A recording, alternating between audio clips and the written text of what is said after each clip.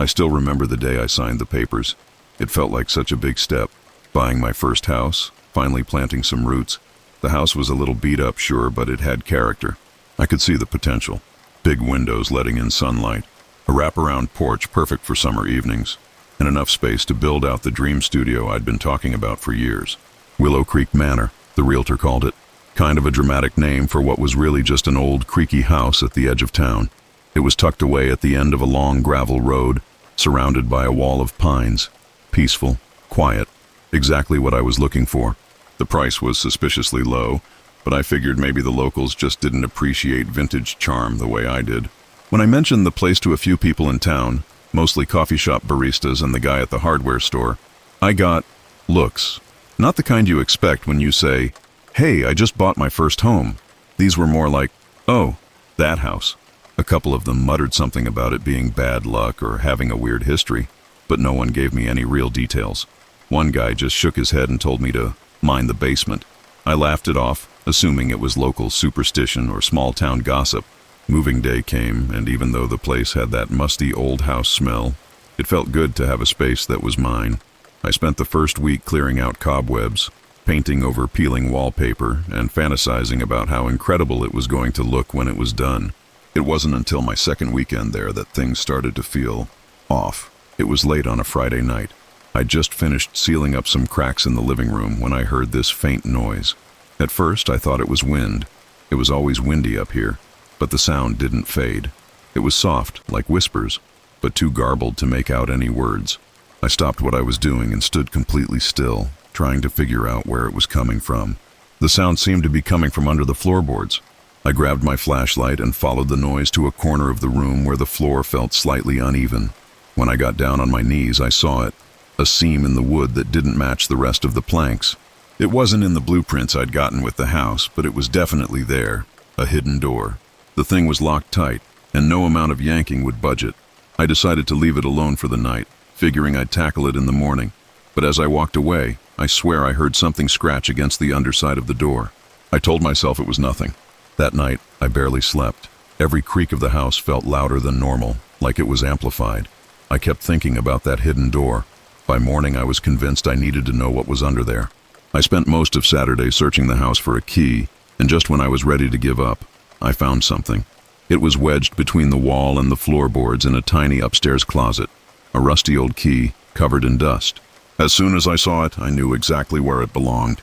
I stood there for what felt like forever, just holding the key in my hand. It was heavier than I expected, its edges rough with rust, like it had been waiting there for years. Part of me hesitated. Something about the whole situation felt wrong, but I shook it off. I mean, it's just an old door, right? The hidden door groaned when I turned the key, the kind of sound that echoes in your chest and makes your skin crawl. I had to shove my shoulder into it to get it open. When it finally gave way, a cold draft rushed up from below, carrying a smell that was damp and stale, like the inside of a forgotten closet. My flashlight beam cut through the darkness, and that's when I saw it. The staircase leading down was narrow, made of crumbling stone that looked like it hadn't been touched in decades. The walls were lined with old wooden planks, warped and splintering, and at the bottom of the stairs, just visible in the beam of light, was a room. I took the steps slowly, my boots crunching on bits of debris. Each step felt heavier than the last, like the air itself was pressing down on me. When I reached the bottom, my flashlight caught the edge of something on the floor. No, not just the floor. Books. Dozens of them. They were small, like journals or diaries, stacked in messy piles around the room. The air was thick, almost suffocating, as I crouched down to pick one up. The cover was worn, its leather cracked and brittle. Written in a neat, childlike scrawl on the front was a name, Emily Rosewood. I flipped it open and my stomach turned. The first few pages were normal enough. Clumsy drawings, notes about a family dog, a favorite teacher. But as I kept reading, the tone shifted. Emily wrote about hearing noises at night, voices whispering her name. She wrote about hiding under her bed, about someone or something scratching at her window. And then the last entry, "The man in the dark watches me while I sleep. He says he'll take me away tomorrow." I slammed the book shut and set it back down, my hands shaking. My flashlight beam darted around the room, picking up more names on the journals. Tommy Hill, Sarah Clark, Maggie Green. So many names. Too many. A creaking sound behind me snapped me out of my daze. I spun around, shining my light toward the staircase, but there was nothing there. Just shadows. I told myself it was the house settling, just the old wood shifting under its own weight. But as I climbed back up the stairs, I could have sworn I heard something. A faint, childlike giggle echoing from the room below. I tried to convince myself that I'd imagined it, that it was just my nerves getting the better of me. But when I went to lock the door again, I noticed something chilling. Scratches on the inside of the wood. Deep, frantic marks, like someone, or something, had tried to claw their way out. That night, I couldn't stop thinking about the journals. I sat at the kitchen table, one of them open in front of me. This one belonged to a boy named Tommy. His entries were similar to Emily's, strange noises, shadowy figures, a growing sense of fear. But Tommy's story ended differently. He said it was my turn next. The others told me not to go, but he said he'd hurt them if I didn't. I'm sorry, Mom. I didn't mean to make you cry. The last page was stained. The ink smudged like it had been wet. I didn't want to think about what caused it. That's when I noticed something out of the corner of my eye. On the edge of the kitchen counter, where I hadn't left anything, was a small wooden toy. A spinning top, its paint faded with age. I froze, my heart pounding. I hadn't seen it before. It wasn't mine. I grabbed my phone to call the police, but the screen stayed blank. No signal, no Wi-Fi, just an empty dead line. And then, just as I was about to give up, I heard it again. The giggle, closer this time. I didn't sleep that night. How could I? Every noise in the house felt like it was mocking me, daring me to come find it. By the time the first light of dawn crept through the windows, I was running on adrenaline and stubborn determination. I wasn't going to let some old diaries or whatever was messing with me drive me out of the house I'd worked so hard to buy. But deep down I knew I wasn't alone here. By mid-morning I'd made up my mind to bring the diaries to the police. I stacked as many as I could carry into a box, loaded it into my truck, and started driving into town. The roads were quiet, the kind of eerie stillness that makes you feel like you're being followed. At the station, I dumped the diaries on the desk of a bored-looking officer named Deputy Carter. He glanced at me like I was crazy when I started rambling about what I'd found. But when he flipped one open and saw the trembling handwriting of a scared child, his expression hardened. "This some kind of joke?" he asked. "No joke," I said. "I found them in the basement of my house. These kids, something happened to them."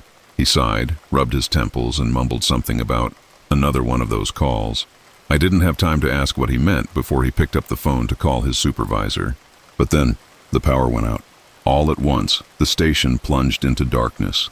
The overhead lights, the computers, the phones, everything just stopped. For a second, it was dead quiet. And then, the whispers started. It was faint at first, like the wind blowing through the trees, but it grew louder, filling the room with overlapping voices, high and childlike.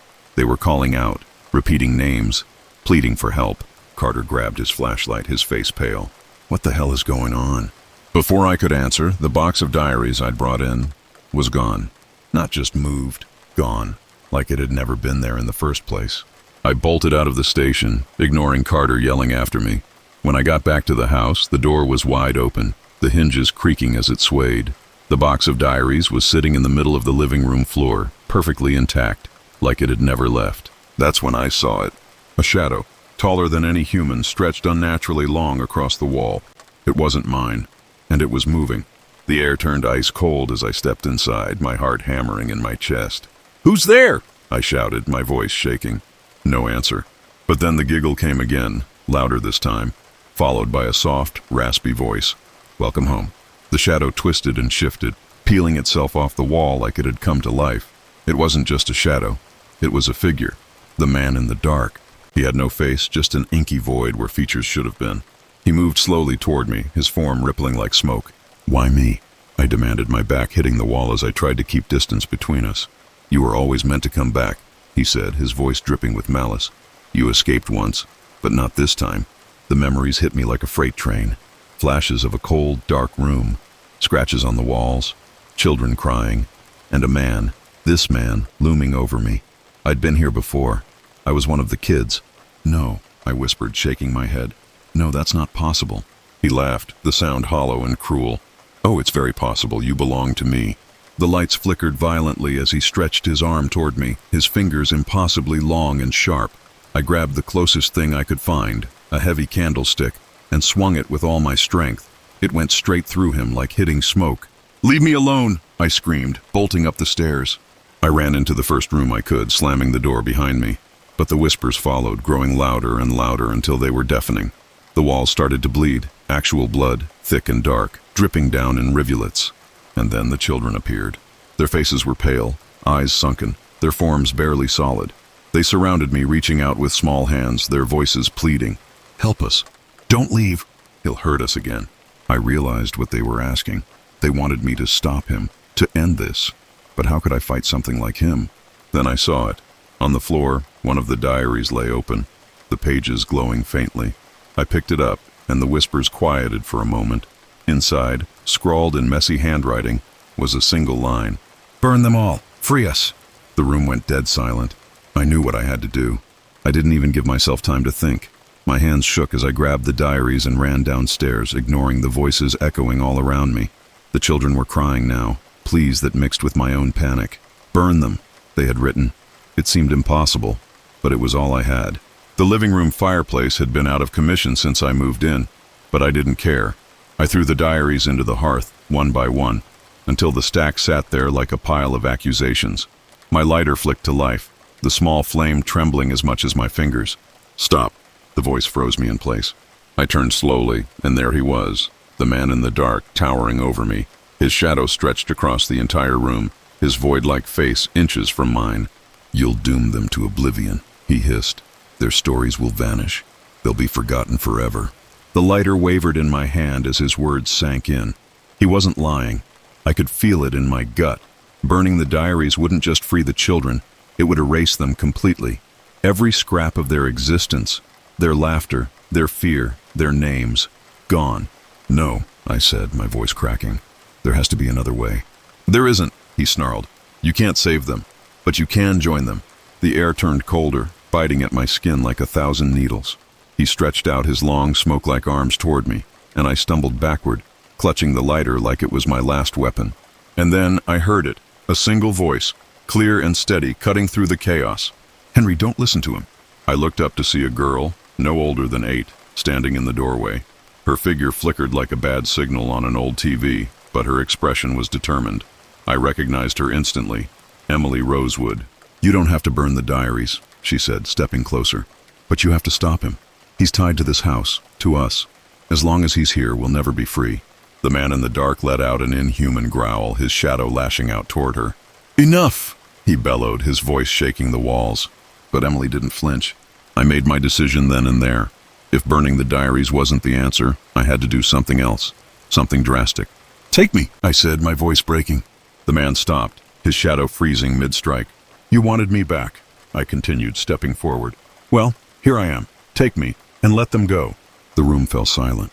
Even the whispers of the children stopped, their wide eyes watching me. The man in the dark tilted his head, his featureless face unreadable. "You'd trade yourself for them?" "Yes," I said, my heart pounding. "If it means they can move on, then yes." For the first time, the man in the dark laughed, not the cruel mocking sound from before, but something deeper, darker, like the rumble of an earthquake. "Very well," he said. "The cycle continues." Before I could react, his shadow lunged at me, wrapping around my body like icy chains. I couldn't breathe, couldn't move. Pain shot through me, and for a moment, I thought I was going to die. But then it stopped. The whispers returned, louder than ever. But they weren't cries of fear anymore. They were voices of relief, of gratitude. I looked up and saw the children, their forms growing brighter, more solid. One by one, they smiled at me before fading into the light. Emily was the last to go. She stepped forward, her small hand reaching for mine. "Thank you," she said softly. "You gave us back our names." I tried to speak, to tell her she didn't owe me anything, but the darkness was already swallowing me whole. I don't know how much time has passed since then. Days, years. I'm still here, in the house, in the dark. I can feel it, the weight of the diaries, the pull of the basement. I'm the new keeper now, the one bound to this place. But it's quiet. The children are gone, their voices finally at peace. And that's enough. Sometimes, though, I wonder, will someone find the door again? Will they hear the whispers and uncover the diaries? I hope not. Because if they do, the cycle might start all over again.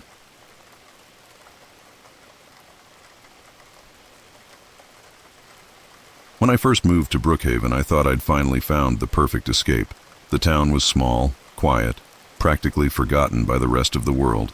The kind of place where you could disappear if you wanted to, and after everything I'd been through, that sounded perfect. A fresh start, away from the noise, the chaos, and the endless stress of living in the city. The house I rented wasn't much, but it was enough. A modest, single-story place on the outskirts of town, tucked into the woods where the trees made a natural barrier from the outside world. It wasn't big or fancy, but it had charm. The kind of old, slightly eerie charm you see in movies. Creaky floorboards, windows that rattled in the wind, and a roof that might have seen one too many storms. The realtor called it a fixer-upper. I called it cheap. My first few days there were uneventful, and that's exactly what I wanted. I spent the mornings unpacking, the afternoons setting up my little home office for lesson plans, and the evenings on the couch with a glass of wine, listening to the cicadas. It was peaceful, simple, a much-needed break from the constant noise of my old life. Then the dream started. The first one wasn't like a normal nightmare. It didn't come on gradually or fade away the moment I woke up. It was vivid, sharp, like my mind had been yanked into some other place against my will. In the dream, I was standing in the middle of my living room. Everything looked the same, but it felt wrong. The air was colder, heavy, and the shadows seemed longer, darker. I turned around, and that's when I saw it. In the corner, half hidden in the dark, was a figure. It was tall, with a hood covering its face, or what should have been its face. It didn't move or speak. It just stood there, watching me.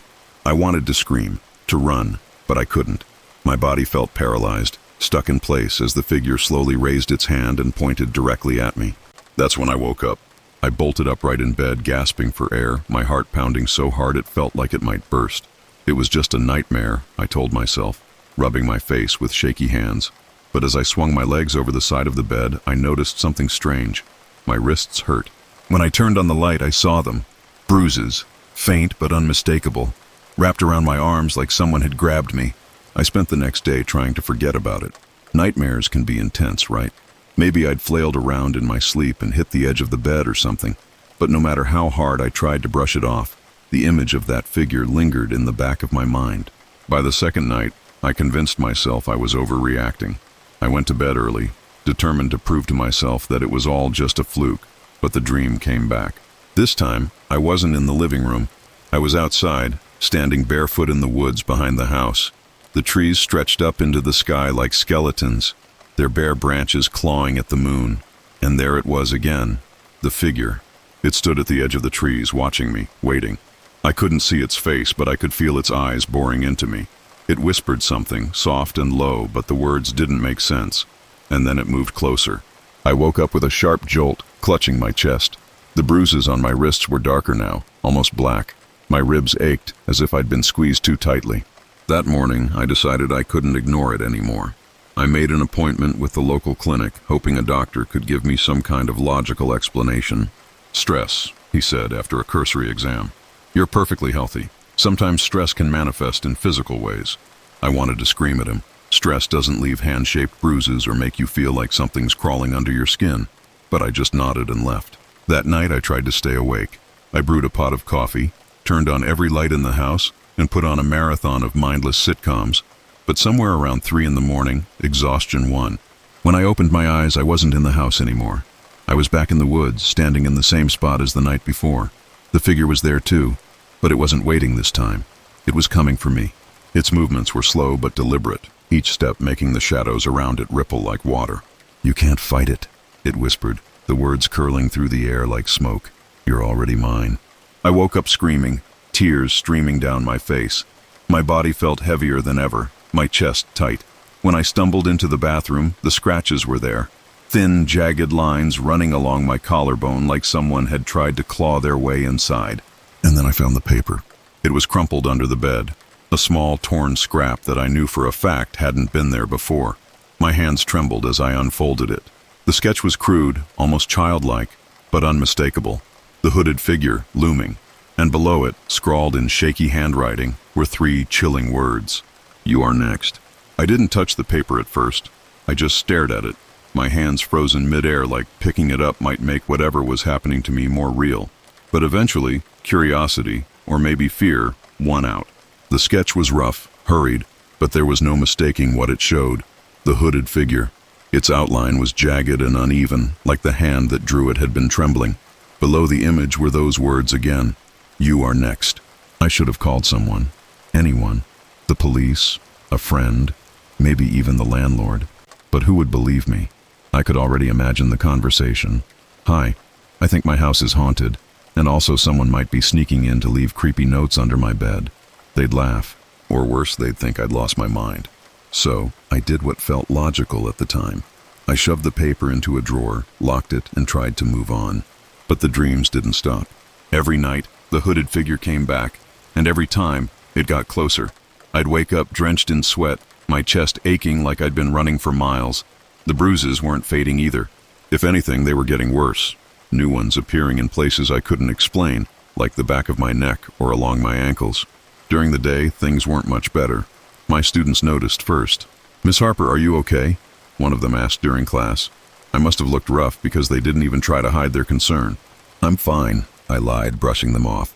"Just tired." But it wasn't just tiredness. I felt watched.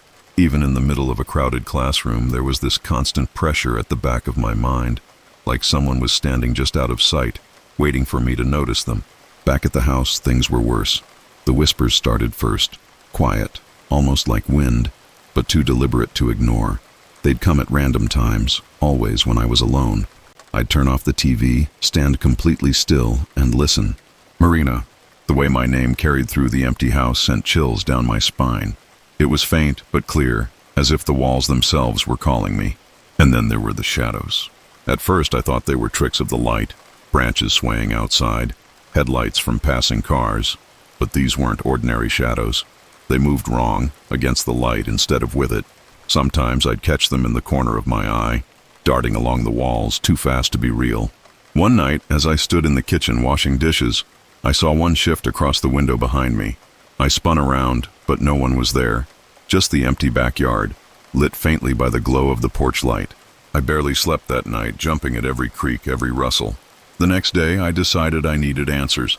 I started digging into the history of the house, spending hours scrolling through old articles and forums online.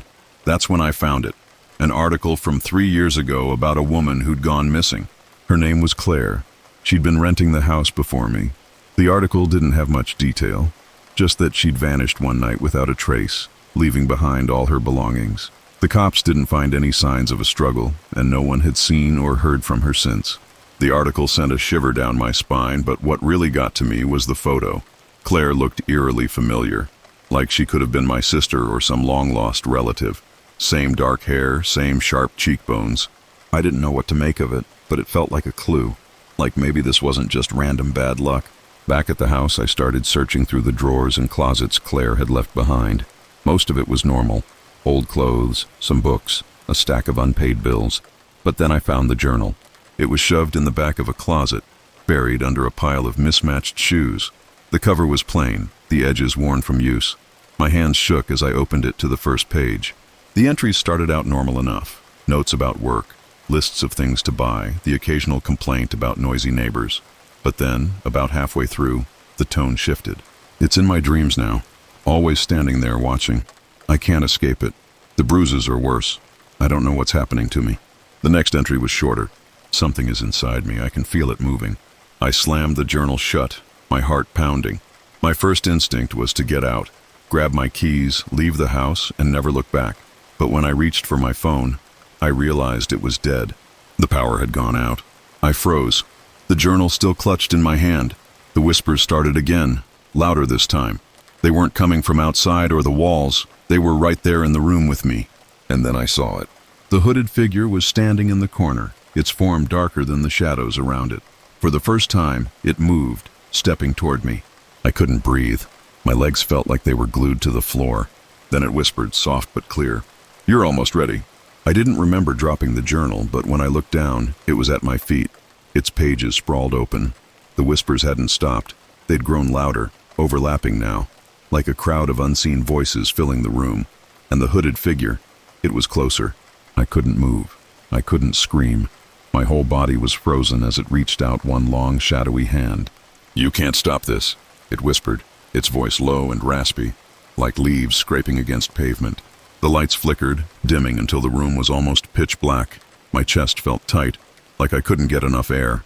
The figure's presence was suffocating, pressing down on me like a physical weight. Then just as suddenly as it had appeared, it vanished. The lights came back, the whispers stopped, and the house fell into an eerie, almost mocking silence. My legs buckled, and I dropped to the floor, gasping for breath. I don't know how long I sat there, trying to piece together what had just happened. Part of me wanted to convince myself it wasn't real, that I was imagining things.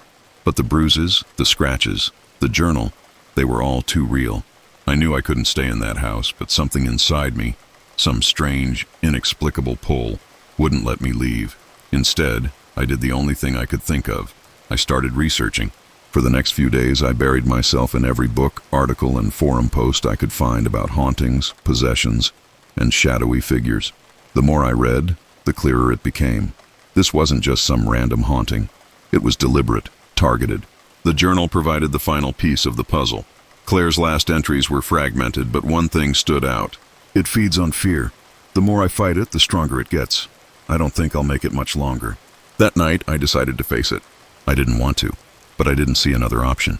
Whatever this thing was, it wasn't going to stop. I needed answers, and I wasn't going to get them by running. I sat in the living room, every light in the house turned off, clutching a flashlight in one hand and Claire's journal in the other. I wasn't sure what I was waiting for, but I knew it would come.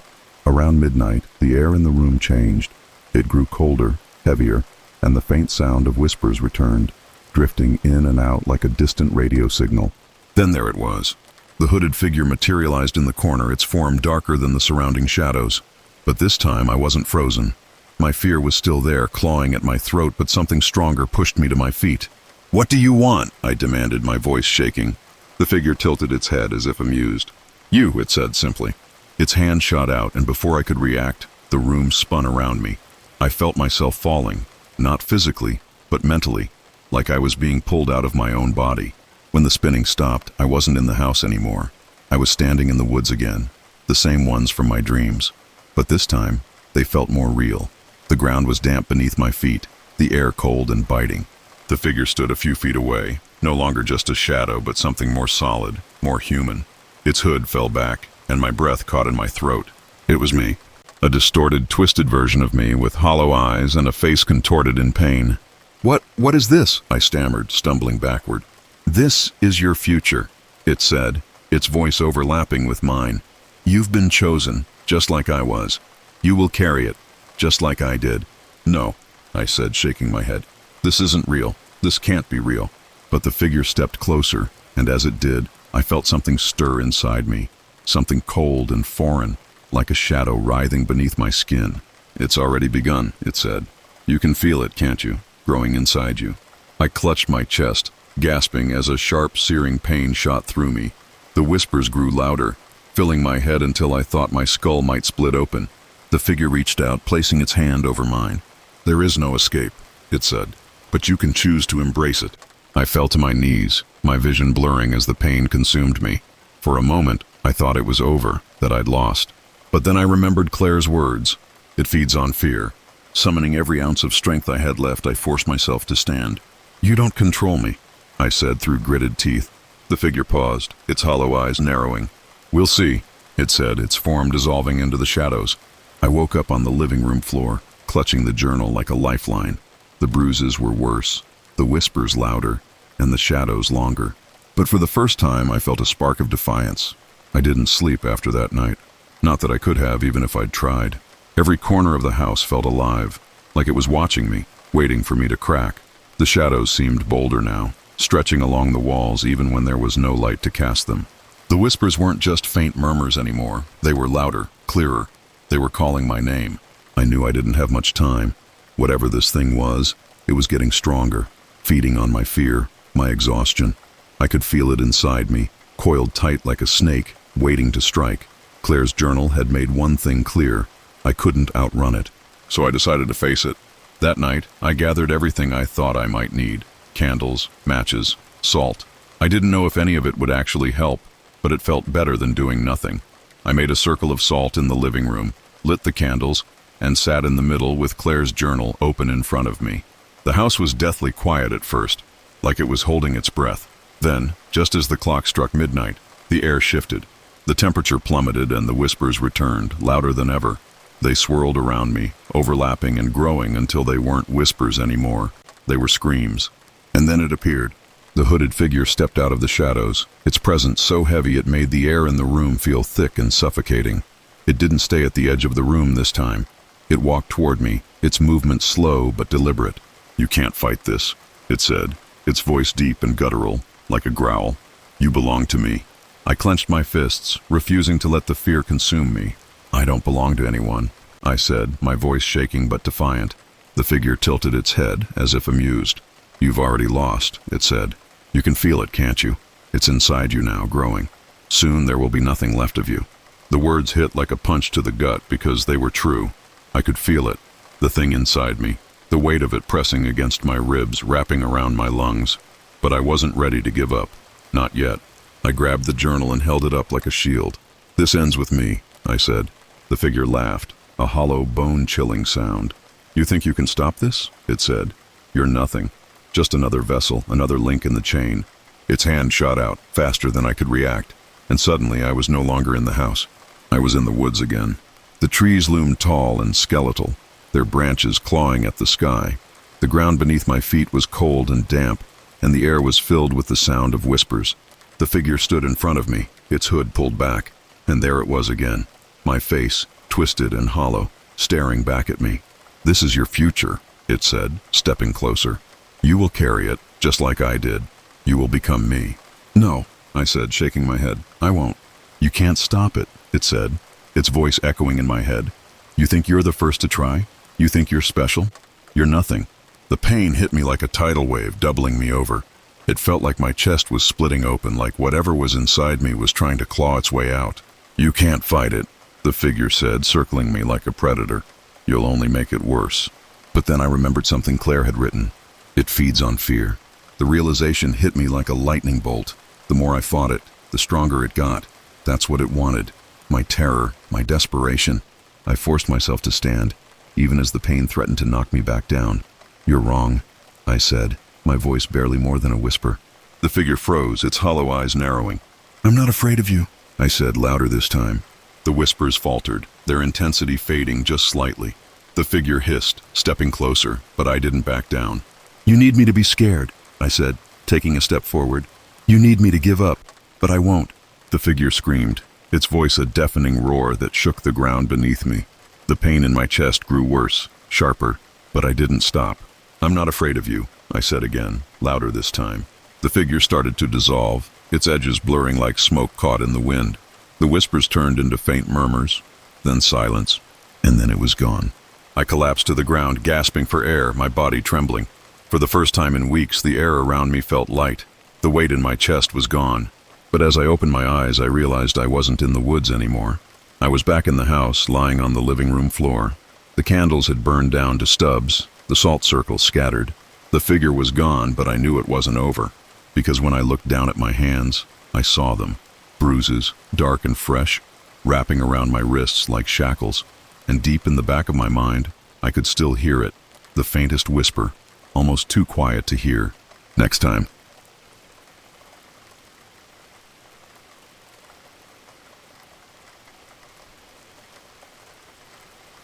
Moving into that apartment felt like a relief at first. Cheap rent in Chicago isn't easy to find, and when you're scraping by after a breakup and a series of dead-end jobs, you don't get picky. The building was old, sure, but it wasn't falling apart. The landlord, Mr. Fletcher, was one of those gruff, no-nonsense types who didn't waste time with pleasantries. But he handed over the keys, mumbled something about quiet hours, and that was that. The apartment itself was tiny, a one-bedroom with creaky floors and a faint smell of mildew that no amount of air freshener could mask. The walls were an ugly shade of beige, the furniture was second-hand, and the light in the kitchen flickered every time I turned it on. But it was mine, my own little space where I could start over. That first day was uneventful. I unpacked a few boxes, ordered takeout, and tried to make the place feel a little less depressing by stringing up some fairy lights I found at the bottom of a box. It wasn't much, but it helped. By the time the sun went down, I was actually feeling pretty good about the move. And then came the night. It started with a noise, faint at first, like someone shifting furniture on the other side of a wall. I figured it was one of the neighbors and ignored it. But as the hours passed, the sound grew louder, rhythmic, like heavy footsteps pacing back and forth. That didn't make sense. My apartment was at the end of the hall, and the only thing on the other side of that wall was the locked room. The landlord had mentioned it briefly when I moved in, almost as an afterthought. "That room stays locked," he'd said, his tone flat. "Nothing in there for you." At the time, I didn't think much of it. Lots of old buildings had weird quirks, and maybe it was just a storage closet or something. But now, with the sound of footsteps thudding through the wall, I couldn't shake the feeling that something was wrong. I got up, pressed my ear to the wall, and listened. The footsteps stopped. "Hello!" I called out, feeling a little stupid. No answer, just silence. The next morning, I decided to ask Mr. Fletcher about it. I caught him in the lobby as he was replacing a light bulb, and I casually brought up the noises. "Probably just the pipes," he said gruffly, not even looking at me. "It sounded like footsteps," I said, "from the locked room." That made him pause. He turned to me, his expression hard. "Don't mess with that room," he said. "I'm serious, you don't need to know what's in there." I stared at him, caught off guard by how sharp his tone was. "Okay," I said slowly. "I won't." That should have been the end of it. But the thing about telling someone not to do something, it only makes them want to do it more. That night, the noises came back, louder this time. I couldn't sleep. Every time I closed my eyes, I'd hear the sound of footsteps again, pacing back and forth, stopping and starting as if someone, or something, was waiting for me to notice. I tried to ignore it, burying my head under the pillow, but curiosity gnawed at me. What was in that room? Why was it locked? And why did Mr. Fletcher seem so insistent that I stay away? The next day, I searched the apartment, hoping to find some clue about the room. I wasn't expecting much, maybe an old blueprint or something, but what I found was a key. It was tucked behind the stove, half buried in dust and grime, as if someone had deliberately hidden it. It was old, the metal rusted and worn, but it looked like it might fit the door to the locked room. I stared at it for a long time, my heart pounding. What was it doing there? And why did I feel like finding it wasn't just a coincidence? That key sat on my kitchen counter for hours. I couldn't stop looking at it. Something about the way it seemed to appear out of nowhere, hidden behind the stove, felt wrong. But at the same time, it was like it was daring me to use it. I told myself I wouldn't. I didn't even know if it actually fit the lock on that door. And even if it did, what good could come of it? Mr. Fletcher had been clear. Stay out. But the noise came back that night. I was lying in bed, staring at the ceiling, trying to convince myself to fall asleep, when it started again. The same heavy footsteps, pacing back and forth on the other side of the wall. Only this time it wasn't just footsteps. I could hear a faint humming, low and melodic, like someone was trying to sing a lullaby but didn't know the tune. I sat up, every hair on my body standing on end. My first instinct was to grab my phone, maybe record the sound, but when I reached for it, the humming stopped. For a moment the apartment was silent. And then, slowly, the footsteps began again. This time, they were heading toward my side of the wall, one deliberate step at a time. I froze, barely breathing, as they stopped directly behind the locked door. "Hello?" I called out, my voice trembling. There was no answer. I stayed there for what felt like forever, staring at the door, waiting for something to happen. But nothing did. The footsteps didn't start again, and eventually, I convinced myself that I'd imagined the humming, that it was just my overactive imagination playing tricks on me. The next morning, I couldn't stop thinking about it. I needed answers. I went online and started searching for anything about the building. Old news articles, forums, even real estate listings. But there was almost nothing. It was like the place didn't exist. The only thing I found was an article from years ago, talking about how the building had been condemned before someone bought it and renovated it. There were no details about why it was condemned, just vague mentions of safety concerns. I was about to give up when something caught my eye. At the bottom of the article, there was a photo of the building. The windows looked darker than they did now, dirtier. But one thing was unmistakable. The window to the locked room was wide open. I stared at the photo, chills running down my spine. That window was sealed shut when I moved in. That night, I made up my mind. I was going to open the door. It wasn't just about the noises anymore. It was about the key, the photo, the strange feeling I'd had ever since I moved in.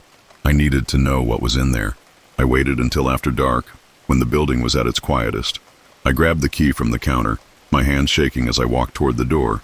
The hallway felt colder than usual, the air thick and still.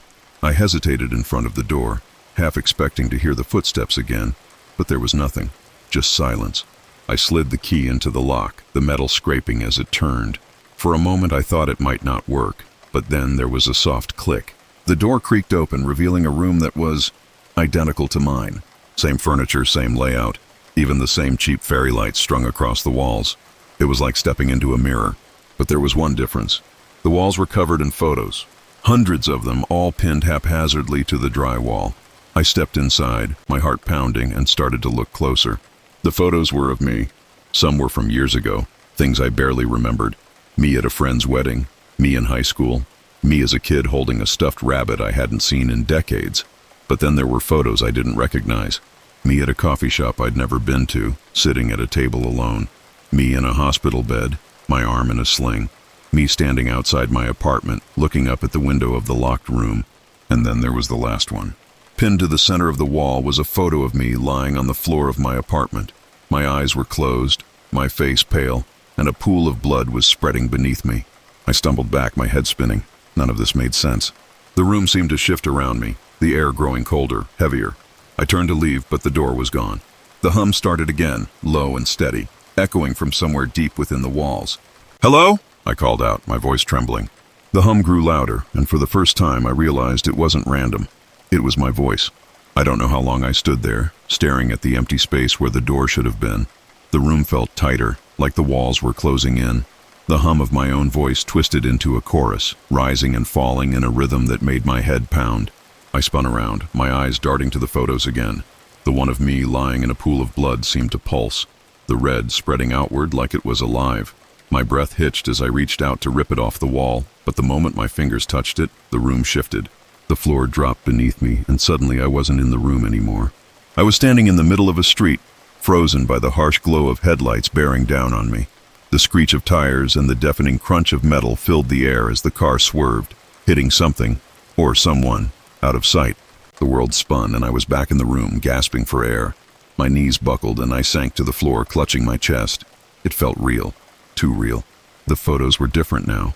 They were no longer static images, but moving scenes, like tiny screens playing out pieces of my life. I watched as one of them showed me arguing with someone, a man I didn't recognize. Another showed me slipping on a wet floor, a sharp corner of a table rushing toward my head. And then there was the photo in the center. It still showed me lying lifeless in my apartment, but now it felt like I could see myself breathing. "No," I whispered, backing away. "This isn't real." But the room disagreed. The whispers returned, louder and more menacing, and the walls began to ripple like water. The photos trembled on their pins, falling to the floor one by one. "You can't change it," a voice hissed, so close it felt like someone was standing behind me. I spun around, but no one was there. Just the hum, the whispers, and the oppressive weight of the room pressing down on me. "I can," I said, my voice shaking. "I don't care what this is. I'm not letting this happen." I grabbed the photo of me lying in the blood and tore it off the wall, crumpling it in my hand. The room roared in response. The floor buckled beneath me, and I fell hard, my flashlight skittering across the room. The photos that had fallen to the floor began to burn, their edges curling as flames spread across them. The light in the room flickered violently, casting long, jagged shadows that seemed to move on their own. The whispers became screams, and for a moment I thought the walls would collapse. Then everything went silent. I scrambled to my feet, my hands trembling as I held the crumpled photo. The flames had vanished, the photos were gone, and the room was empty again. But the door had returned. I bolted for it, fumbling with the knob until it gave way. I stumbled back into my apartment, slamming the door behind me. The air felt different, lighter. For a brief, fleeting moment I thought I'd won. But then I saw it. The photos were on my walls now. Dozens of them, staring back at me, their edges burned but intact. And in the center, pinned to the same spot as before, was the photo of me in the pool of blood. My heart sank as the whispers crept back, softer this time, almost amused. "You can't escape," the voice said. I stumbled backward, my head spinning. The photos weren't just showing my death anymore. They were showing my choices. The argument, the accident, the fall. They were all tied to moments I hadn't lived yet. I grabbed the photo again, tearing it into pieces and throwing them across the room. But as soon as they hit the ground, the pieces reassembled, whole once more, and pinned themselves back to the wall. I screamed, throwing myself at the door to the hallway, but it wouldn't budge. The whispers rose again, and I turned to see the door to the locked room creaking open behind me. No, I whispered, shaking my head. But the door didn't care. The hum returned, louder now, and the room beyond beckoned. The photos glowed faintly, pulsing in time with the whispers. And then I realized it wasn't about changing my fate. It was about feeding it. The room felt alive. The walls seemed to breathe, expanding and contracting with the hum that had become deafening. The door to the locked room was wide open, and I could feel it pulling me in. It wasn't a physical pull, not exactly. It was like my own body wanted to walk inside, like I didn't have a choice anymore. No, I whispered, backing away. This isn't real. This can't be real. But the room disagreed. The whispers grew louder, overlapping into a cacophony that drowned out my thoughts. My legs moved on their own, step by step, toward the open door. I tried to resist, digging my heels into the floor, but it was useless. As I crossed the threshold, the air changed. It was colder, heavier, pressing against my chest, like a weight I couldn't shake. The room beyond wasn't the same as before. This time the walls were lined with mirrors. Each one reflected a different version of me. Some looked younger, others older, but every single one of them was distorted. Their faces twisted in fear, in pain, their eyes wide with the same realization that was dawning on me now. There was no escape. In the center of the room was a single photo, larger than the rest. It hovered in the air, glowing faintly, and when I stepped closer, I saw that it had changed. It wasn't just a photo of me lying in a pool of blood. It was moving. The scene played out like a video, looping over and over. I watched as I stumbled into my apartment, clutching my chest, before collapsing onto the floor. The blood spread outward, and my body went still. "No," I said again, my voice breaking. "You can't stop it," one of the reflections said. I turned, and the mirrored version of me stepped forward, her movements sharp and unnatural. Her mouth didn't move, but I could hear her voice echoing in my mind. "You've already made the choices," she said. "All you're doing now is speeding it up." "I can fix this," I said, shaking my head. "I don't care what this is. I can change it." The reflection tilted its head, almost pitying. "Go ahead," it said. "Try." The glowing photo began to pulse, the light growing brighter and brighter until it was blinding. I shielded my eyes, but when I looked again, the photo was gone. In its place was the apartment itself, or a version of it. I was standing in the center of my living room, but it wasn't the way I'd left it. The furniture was overturned, the walls cracked, and the smell of mildew was stronger than ever. The photo of my death was pinned to the far wall, larger than before, and now it showed something new. A key. The rusted key I'd found behind the stove. I turned to see it lying on the floor in front of me, and without thinking, I picked it up. The whispers stopped, replaced by a low, steady hum. The locked door creaked open behind me. This was it. This was my chance to end it. I stepped back into the locked room, clutching the key tightly. The mirrors were gone now, replaced by walls covered in endless photos of me, all frozen in moments I hadn't lived yet. My death was in every one of them, repeating in different ways. A fall, a car crash, drowning. "Stop!" I screamed, tearing the photos from the walls. "I won't let this happen." But every photo I destroyed reappeared, whole and unbroken. The room roared around me, the air vibrating with a force that knocked me to my knees. "You can't change what's already been decided," the voice said again, echoing from every corner of the room. I looked down at the key in my hand, the jagged edges biting into my palm. The answer hit me like a punch to the gut. The key wasn't the solution, it was the lock. I staggered to my feet, fighting against the pull of the room, and stumbled toward the door. The whispers grew louder, desperate now, like they knew what I was going to do. "You'll just start over," they screamed. "It doesn't end." I didn't care. With shaking hands, I slammed the door shut and turned the key. The room went silent. For the first time since I moved in, the air felt still. The oppressive weight was gone, and the whispers had disappeared. I collapsed against the door, my chest heaving, my eyes burning with tears. It was over, or so I thought. When I opened my eyes, I wasn't in my apartment anymore. I was back in the locked room. The photos were there again, perfectly arranged on the walls, their edges glowing faintly. The mirrors lined the far side of the room, each one showing a version of me staring back in silent despair. And in the center of the room, hovering in the air, was the key. The cycle had restarted. "No," I whispered, my voice trembling. "No, no, no." But the room didn't care.